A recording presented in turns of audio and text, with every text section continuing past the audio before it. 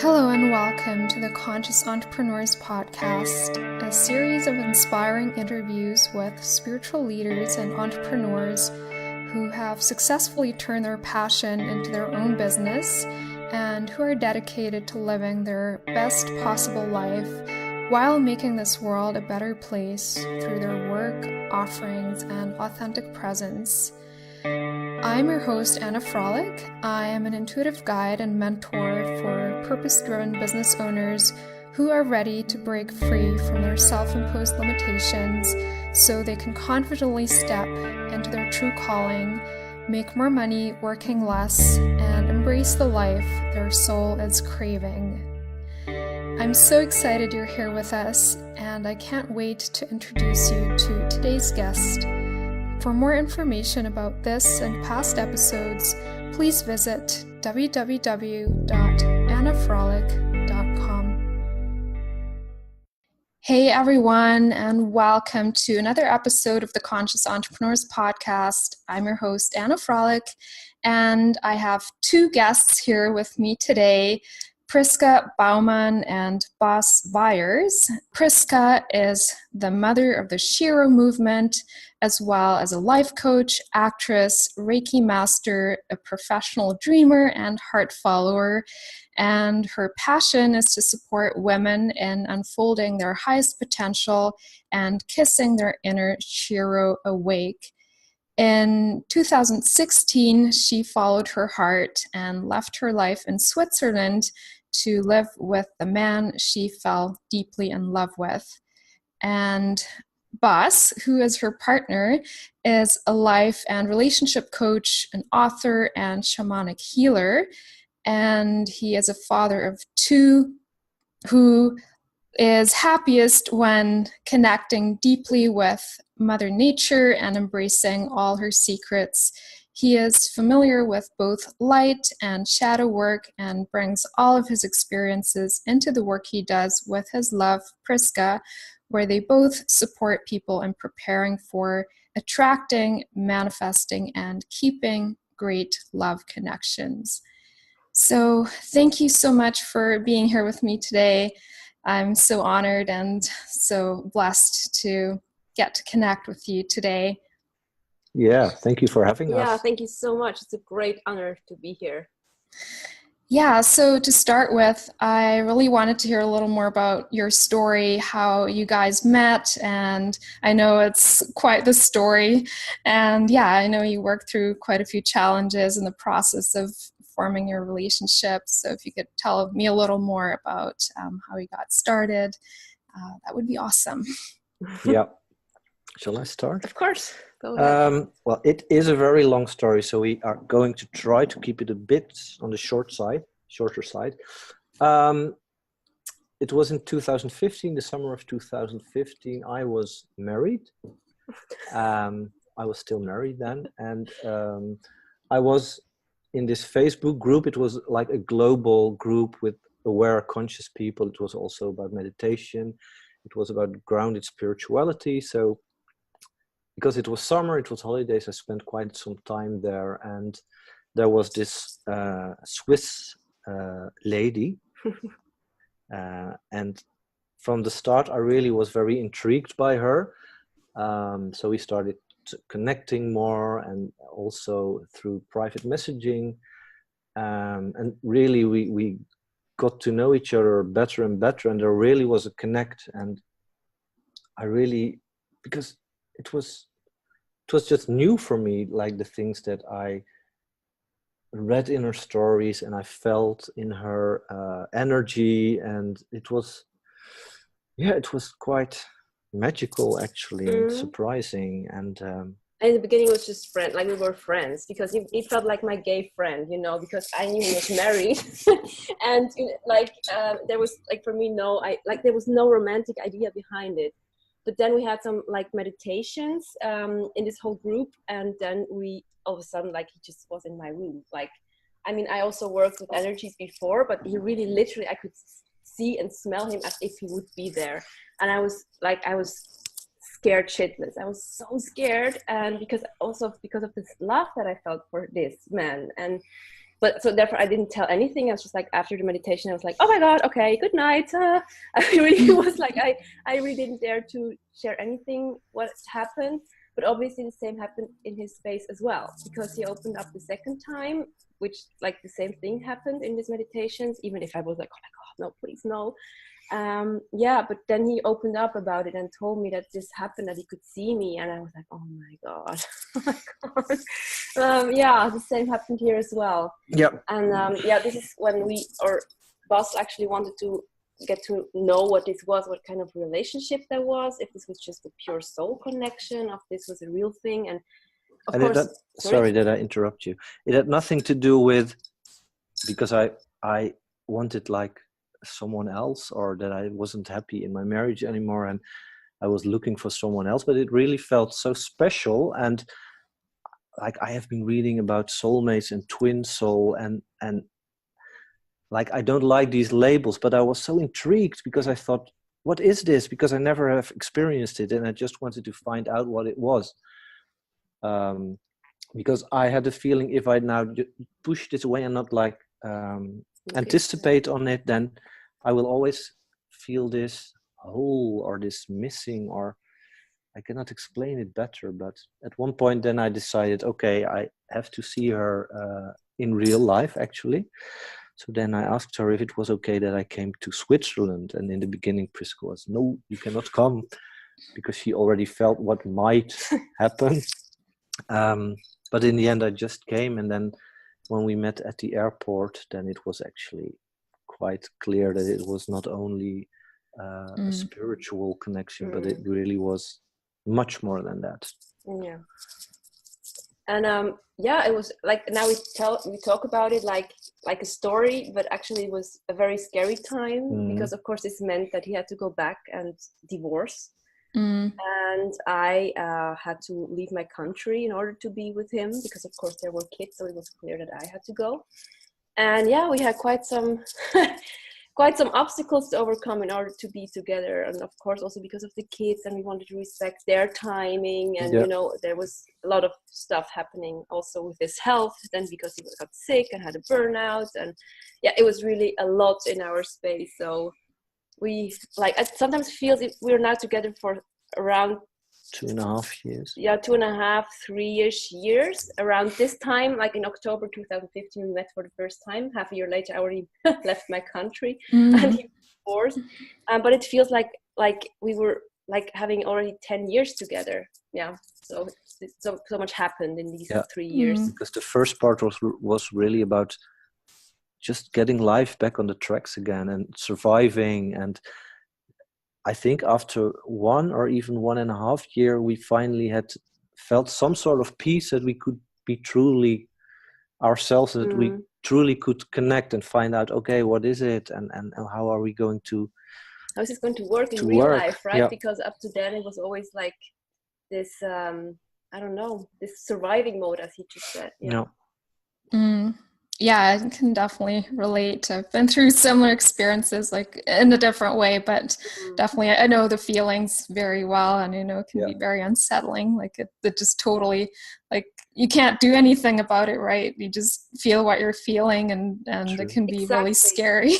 Yes, and especially like when you fall in love with somebody, you really don't want to hurt somebody. And I knew, we both knew, there will be people deeply, deeply hurt, and especially you don't want to hurt kids. I mean, like, this is just, it's so hard. And therefore it really was like to choose yourself, your own happiness over this family, actually. It was so hard for the both of us.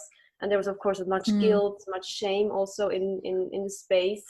And we certainly grew from there, and because we had to look into some places where we normally don't want to look. True.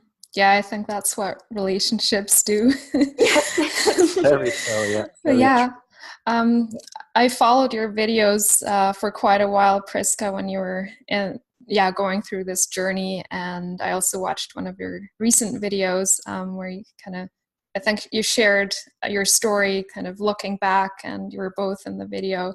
One thing that I found really interesting was that, you mentioned, like, when you shared like in the past when you both shared the story from your own perspectives, Priska, like you got a lot of judgment while you didn't, Bas, or not as much. Yeah, would true. you want to elaborate on this a little bit? I find this like really fascinating and interesting, even though it's sad.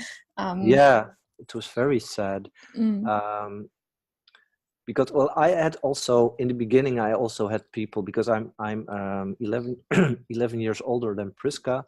And in the beginning, I also got like remarks that people said, oh, you must have a midlife crisis. And also people that left me as a friend. But mostly when I talked about it, for example, on social media, then the most reactions were about, wow, that's so brave of you that you're choosing for a real fulfilling love, and that you really dare to step out and dare to go for your truth and your desires. And Priska, on the other hand, got actually only from women, I think, who said, yeah, you wrecked up a marriage, and if I could come through the screen, I would slap you in the face, and you are a slut. And really, it was really so horrifying, actually, and so different from the things I experienced. Yeah. And it was like, for me, it was like, it was so interesting because, of course, it was the first time I was in such kind of situation, and to really feel the hate. It was really hate of these women, and of course, mostly, I guess, these women have been hurt themselves before. But it's just so interesting that because with him they thought it was romantic, even when he talked about our love. And with me it was this total opposite. And it really felt kind of biblical, you know, like when back in the times when there was a guy, when the woman had a new guy, that the woman got stoned, she got killed, and not this new guy or you know, like, or the guy who has raped her even, or whatever. It felt like so unfair and so old somehow. And it was really, for me, it was really an interesting thing to look at when I could start stepping out of the hurt, because I have to admit, in the beginning it hurt like shit. Also, of course, because there was a part of myself believing that I was a family wrecker, and that I hurt people, and that I now that these kids are going to have a trauma for the rest of their lives, of course. So it resonated somewhere, so therefore it touched me. Of course. We always get our own reflection, and but I think it's really interesting to see how deeply ingrained those beliefs still are in our society, and I think it's very deeply.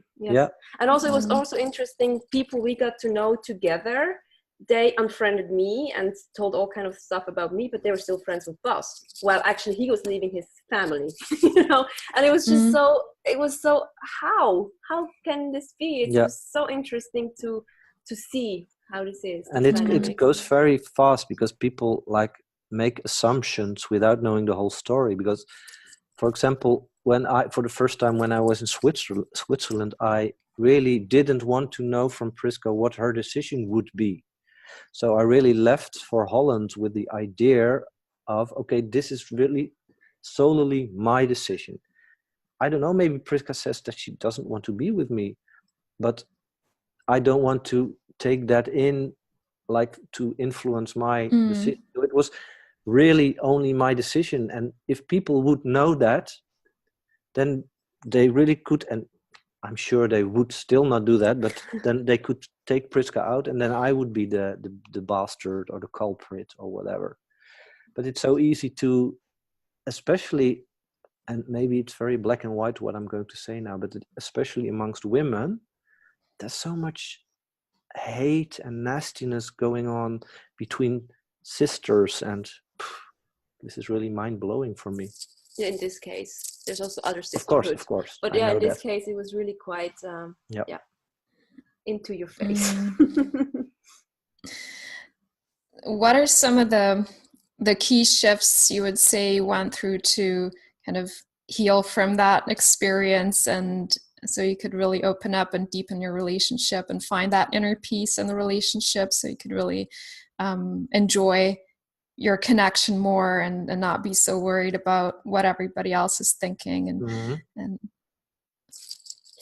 Like, I think exactly this, like taking, like really realizing in the end it's about us. We know the truth. We have been there. We have seen what has happened. Yeah, and we know it was extraordinary. There was magic somehow, and that we really acted from the pure heart. And to act in the end, really rely on that and rely on our truth, following our truth no matter what. I think this is something that I took out of this whole story as well, where I felt like we grew even stronger together, and to really feel he holding my back. And also when he read through these comments, that he was like shocked and really was also supporting me and asking me how I felt. And so I really think we went through that together, and this was a beautiful thing for me also to experience as a woman. Yeah, it really strengthened the bond that already was there. Yeah. And it's so difficult to put in short what it exactly is, but for me it really was the always we like, up to a point that mostly I had like, oh, can we please stop talking, because I'm really so fed up with it. But we talked so incredibly much about every little fart that came up, every emotional thing that came up, and I think in the beginning, not because we really got triggered enormously, but finally we also were able to keep seeing each other's needs through our own pain. And this really was, for me, an eye-opener, that you still can feel your own pain, but through that being able to see the other one. And this realization really made me connect even more to Priska, so this healed a lot, and this strengthened a lot for me. Yep. That's so beautiful. All right, let's fast forward a little bit. One thing I really wanted to ask you about too is you eventually started working together as a team, like you got the inspiration to start sharing your story and work together in a business setting. When did you first get this inspiration? And what was kind of was there like a pivotal moment for you to take that step? And how did this evolve for you? Well, the idea, Priska already, like for a very long time, had the idea that it would be so cool if she could work with her partner on just spreading love, teaching about love. This is what I always had this idea, like this vision of working together with my loved one. And so therefore it was already actually from the start somewhere. Like the inspiration already was there. This was already there, this like feeling of, oh, I would love to do that.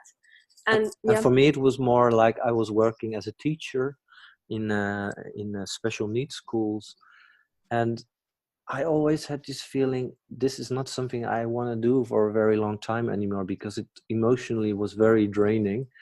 And I also, it was not like a priority thing, but I always had this idea, oh, I would love to be, how do you say that? Selbstständig?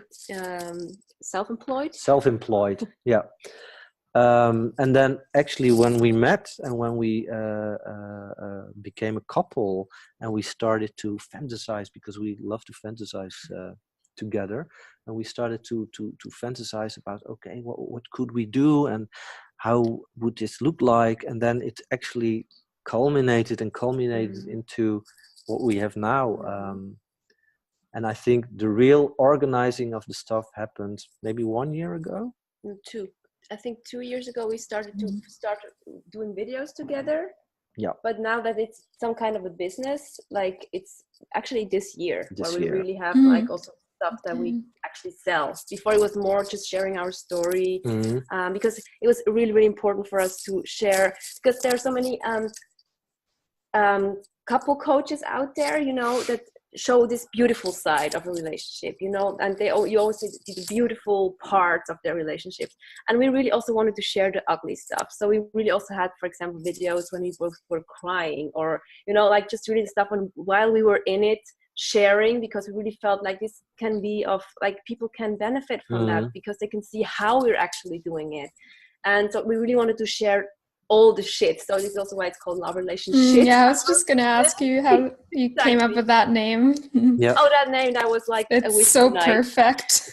It's a whiskey night. Then We were drinking a whiskey, one of the best whiskeys.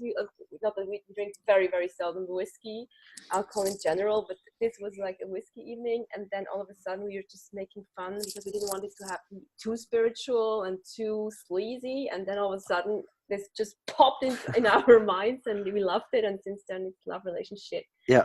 Yeah. And it really fits perfectly because what Priska already said, it's like relationships, it is hard work. It's always not always, shit of coming course, up. because you also have periods that it's just flowing and everything is nice and beautiful. But if you really want to build a conscious, steady, healthy relationship, you have to work and you have to go through the shadows and through the shit. And yeah.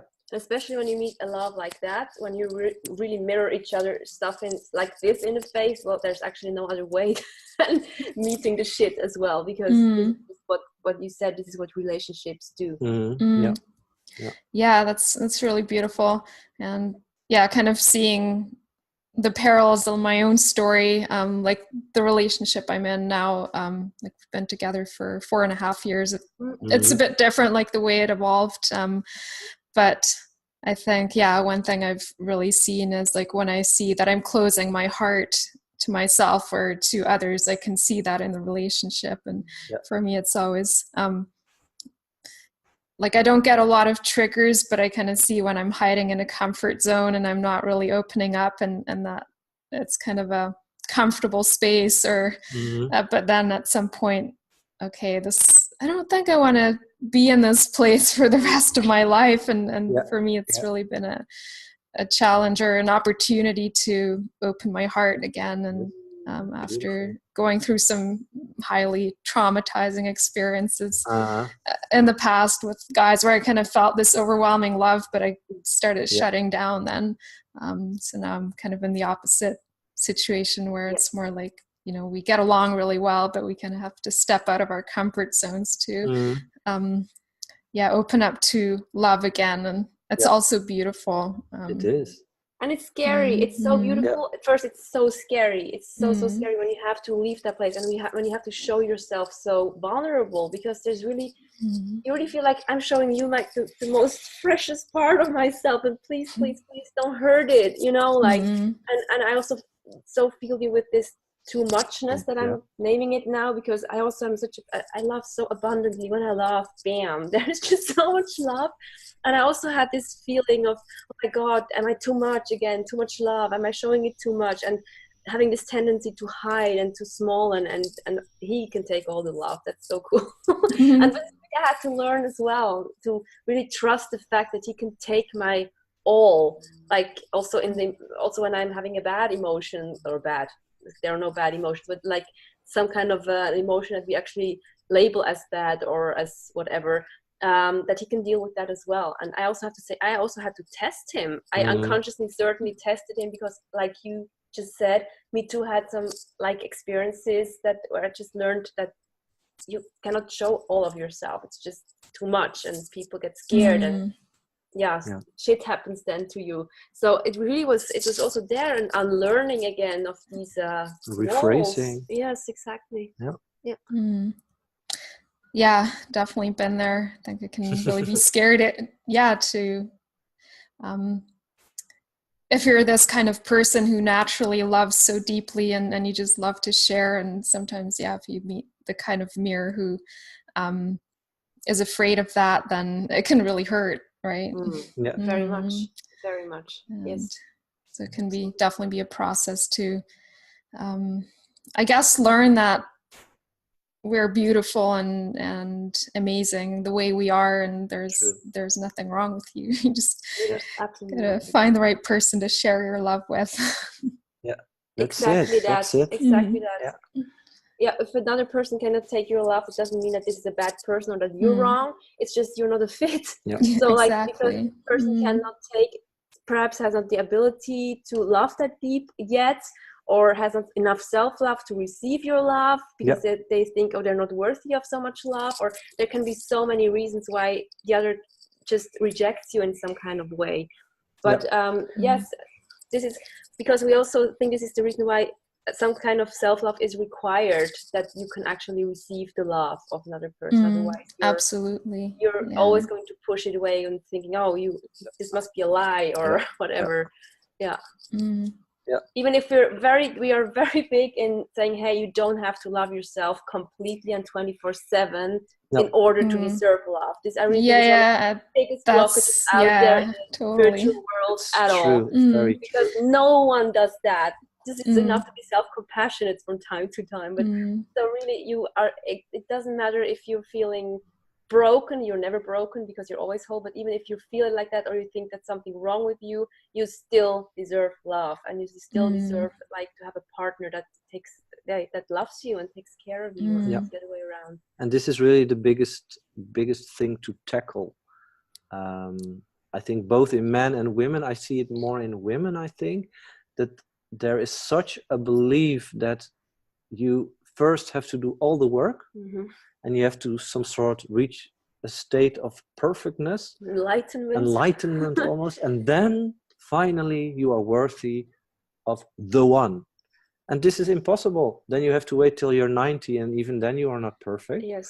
So it's also, if you meet like your big love, or even just a beautiful person that loves you for a while, if you can see it as a teacher and as an opportunity to grow together as well, then every experience is already a gift, actually, and not always in the very beautiful wrapping, but it's always a gift if you are able to see it.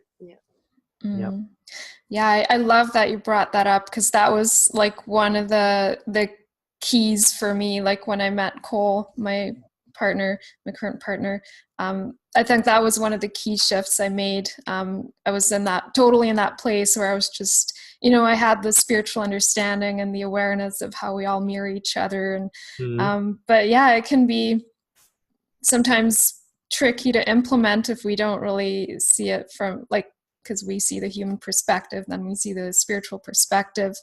And I was totally in that place, constantly analyzing, what am I doing wrong?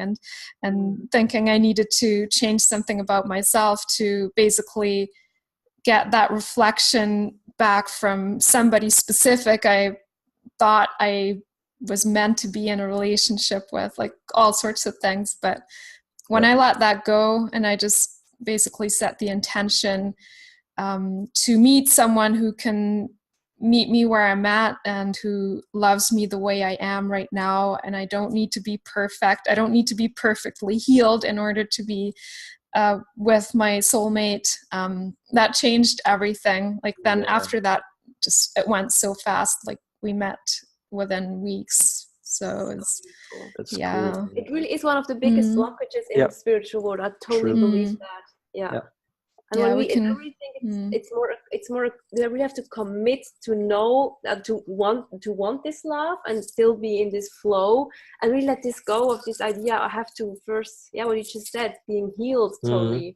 It's really not how it works. And it's really a contradiction, I think. I mean, when we love ourselves, that's when we heal, right?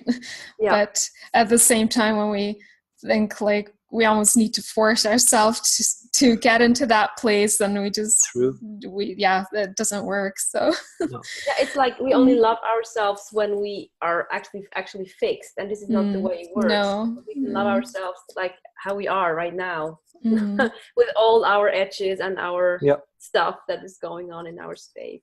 Plus, I also believe that some things you cannot heal on your own, or you cannot even reach on your own. You really need a mirror that is really so connected to you, and where you really dare to be the most vulnerable version of yourself.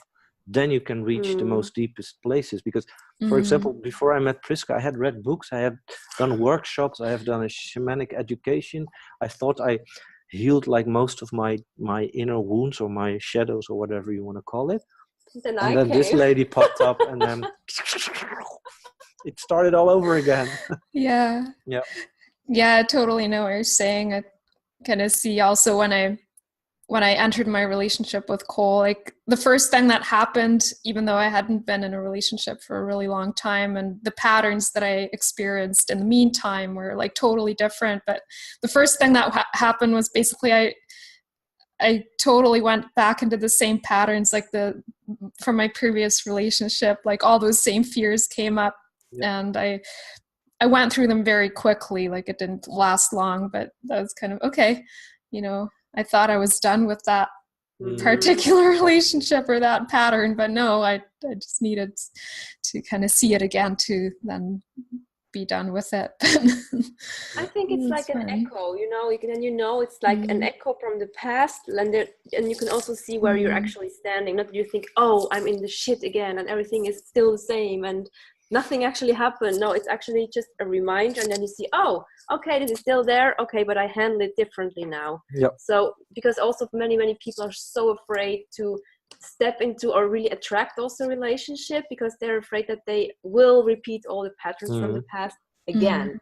But of course we're doing the work, so we're not at the same level anymore, and you will handle it differently. So as you said, it went very quickly. It was there, and you probably were like, oh my god, no, I don't want it anymore. Like I had it too. I had it so badly. So many times I felt like, oh my god, I thought I was through that. No, not again. Yeah.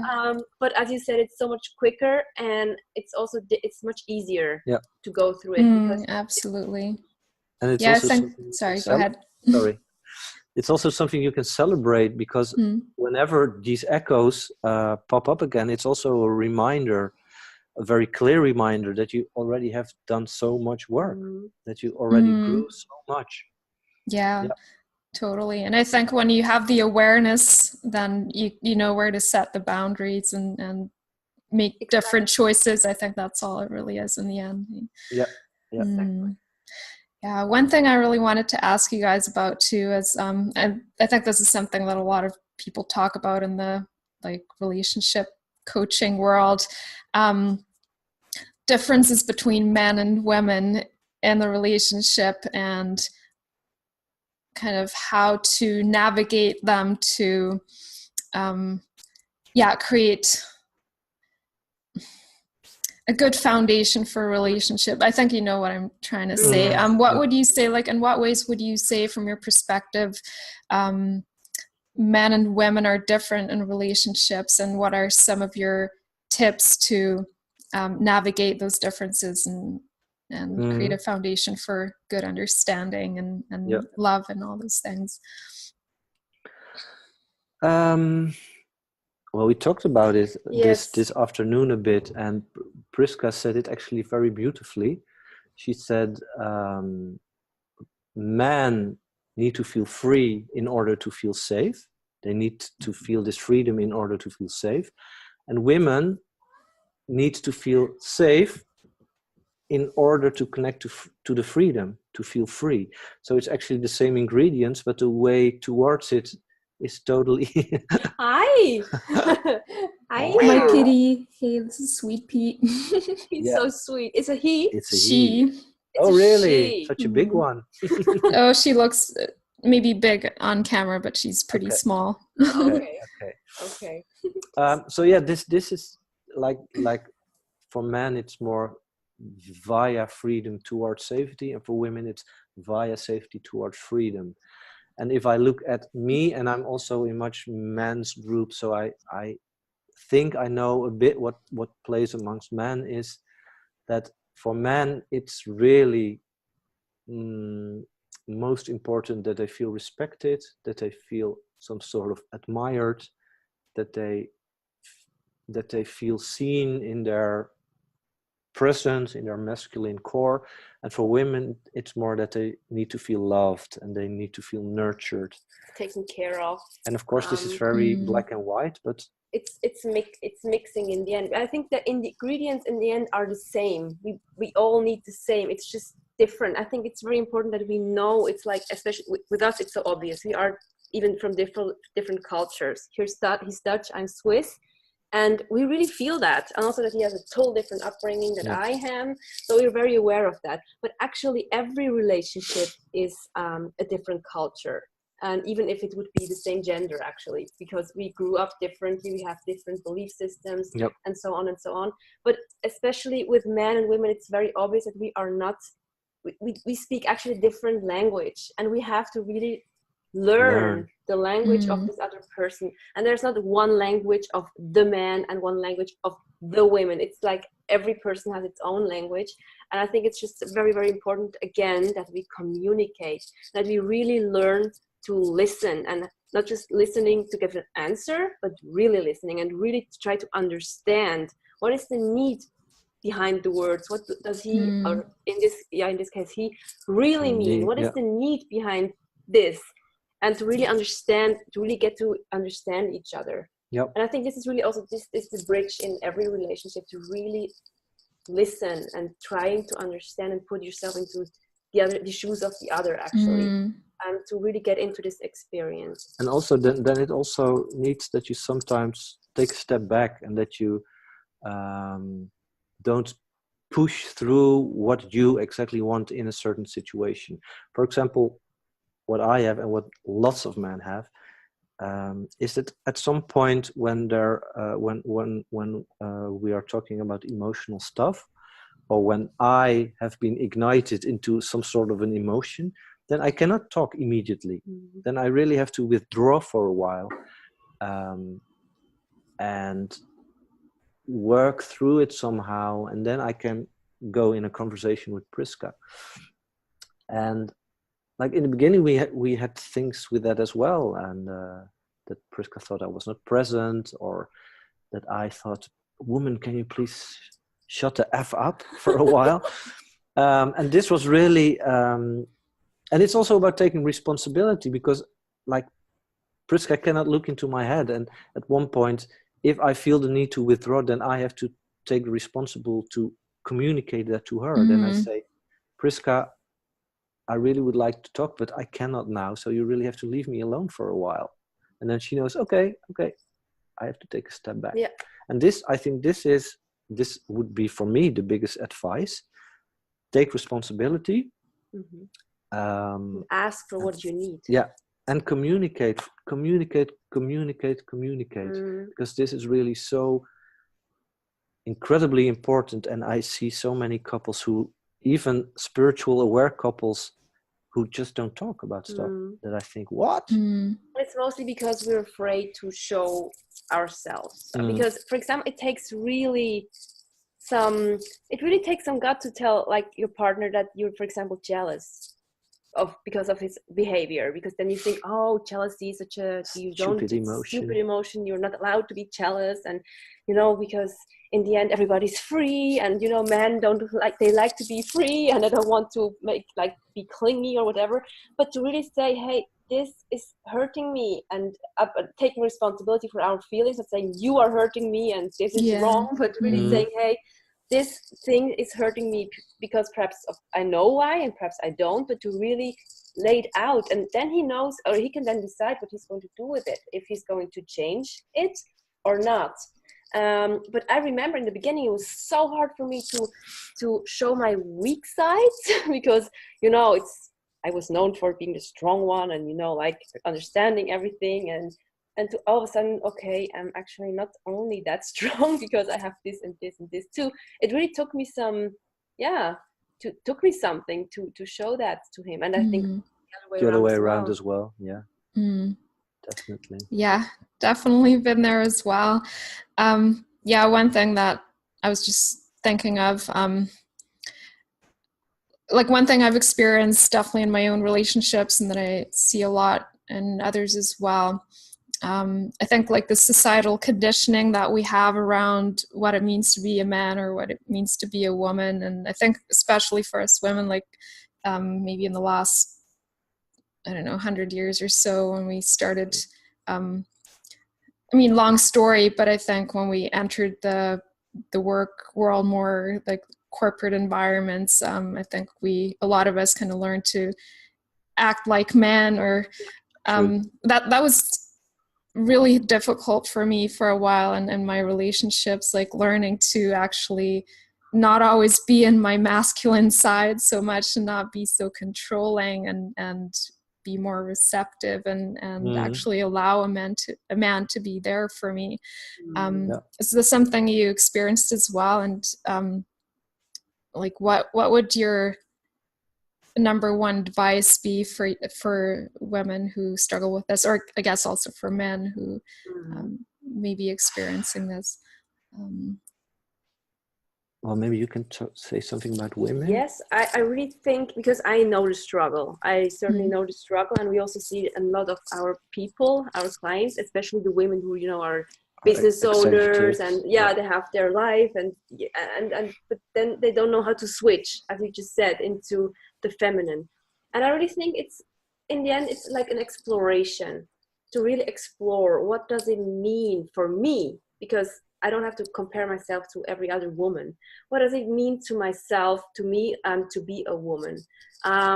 What kind of feminine aspects in my life did I suppress a bit? Or how would I actually like to be also treated as a woman? And of course, then it has to start within me. For example, when I like to be taken care of by a man or be protected, then I have to give him the chance to do so, because I saw myself doing constantly, you know, then I was like a donkey was carrying all the bags. Like, I can help it. No, it's so good. And I carried all my stuff on my own. And if you wanted to help me or bring me somewhere, I was like, no, I can do that on my own. And to really see, oh, okay, wait a minute. This is not really being a feminine, that like letting him taking care of me or something. So really in these little things where you can just observe yourself and see the patterns, where you want to be the strong one or the independent one, and just stepping out of your comfort zone and letting, because first in the beginning it feels like you're weak. In the beginning it felt like, for me it felt like, oh, this feels, I'm weak when I let him do that.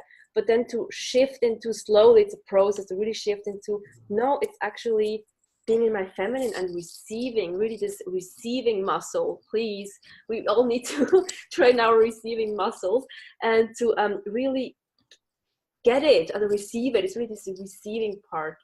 And just please don't go and compare yourself. Really find your own way. What does it mean for you now in this situation, in this moment of life where you're at? What does it mean to you to be a female or a woman? And it also helps me to look for role models, people that inspire me, to see what do they do? How are they then acting around men? How are they acting in life in general? Can they receive beauty? Can they receive compliments, and so on and so on? So for me, it's always, because I'm also an actress, and I love to like really look at people and observe people and really study people. So for me, this is really a tool that I often use to really also get a sense of what they're doing differently than I am doing. But it has nothing to do with comparing. It's really just getting inspiration and just, okay, this I can implement, this I can train. And and really going into your sensuality. I think it has a lot to do with it. To really feel more and not to think about what you feel, to really feel it in your body. And being present in these sensations. So I think there's a lot of things that you can do, also going to sister circles if you're kind of drawn to that, or like women's circles, I mean, or belly dancing can also help if you work from the body through to this femininity. Or I think everybody has different kind of entering points into that. So this for me it's very important, because to realize that there is always this polarity. For example, like when Priska told about, I was constantly the one organizing everything and putting the bags on my shoulders. This also said something about me, because like the universe or whatever always wants some sort of a balance. So if the balance is not correct, if I am too much in my feminine power or energy, then Priska has the need to fill in the spot of the masculine side. So this whenever I saw this happening with us, it also was like some sort of an eye-opener for me. Okay, now I have to step up. And this is, for me, this is really beautiful, because then it's not about blaming anymore. Like, oh, you always with the bags, you don't let me feel like a man, and her. But it's also taking responsibility again about, but I think this is also, there was also a woman we know, and she's married and they have children. And she said at one point, I'm not sexually attracted to my man anymore because he's doing all these female things. He's taking care of the children, and he's cooking, and he's cleaning the kitchen. And of course, this needs to be done as well. But for her, this was really a thing that he had to get more in his masculine power, energy. And I also really did this. Would for me also an advice, if you are a woman who lost connection with her femininity, or a man who lost connection with his masculinity, just look where you can rebalance things out. And also, if you are not in a relationship, then what Priska said is very important for me. For me, it's very important to connect to other men, and to sometimes also do like these very cliche man things, like going in the woods and climbing a tree, or go big man, or these kind of things. Yeah. Yeah, and I think what you said is also very important, that, for example, this woman who saw that her man wasn't attracted to her anymore because he was so feminine, that she could start balancing it out, because this meant that she was too much in her masculine, and she could change that, because then she can take over responsibility and take over more of the feminine again. So it's really a play together, and if you can talk together, it's even better, because then you really can find ways together how you can support each other into getting into this kind of energy that you actually want to have or be in. Yeah, that's beautiful. Thank you so much for sharing all that. There's a lot of valuable information in there. And yeah, I think we're almost at the end of our conversation, but one thing I really wanted to ask you is, what are you currently working on, and what are you currently offering to your community, like business-wise? Yeah. Well, we have now already for almost 7 months, we have the Love Relationship Academy. It's an online community where we tackle every month a new topic, and we go very much in depth into all kinds of things like attachment styles, also jealousy we had now recently, the difference between needs and expectations. So we go into that. And now this is very exciting. Yeah. Maybe you want to tell it? Yes, we're finally going to take on one-on-one coachings, private coachings, and we're like currently creating packages with great offers. So this is what we're working on. And in the future, we're also working on a single course for women. Yep. To really like attracting this kind of love and looking into old patterns, clearing out the old stuff, clearing the energy, and being ready for something new.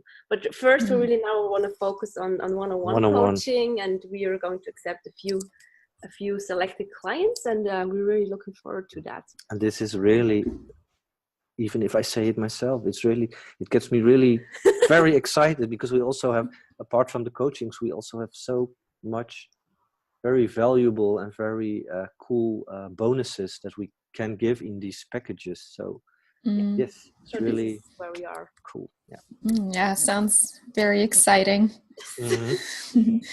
Yeah, thank you so much for sharing that. Maybe I'll include some of that in the show notes as well. Other than that, what are the best ways to get in touch with you?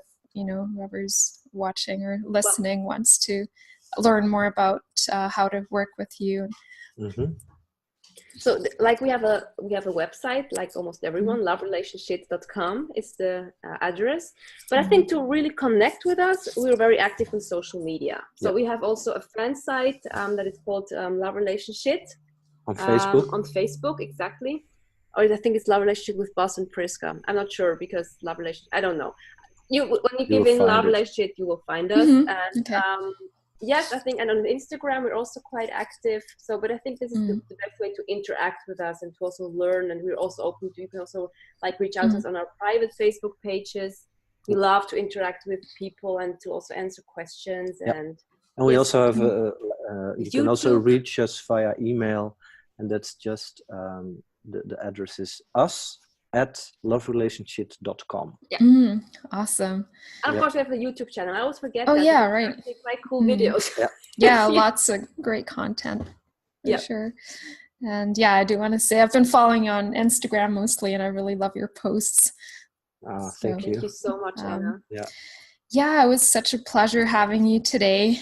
Thank you so much for all the great advice that you shared and for being so open. I think this will be really inspiring and helpful for a lot of people. And also wanted to say thank you to everybody who's listening to us today or watching the video, depending on where you're tuning in. And I will be back with my next episode very soon. Thank you so much. Thank you, Anna, very much.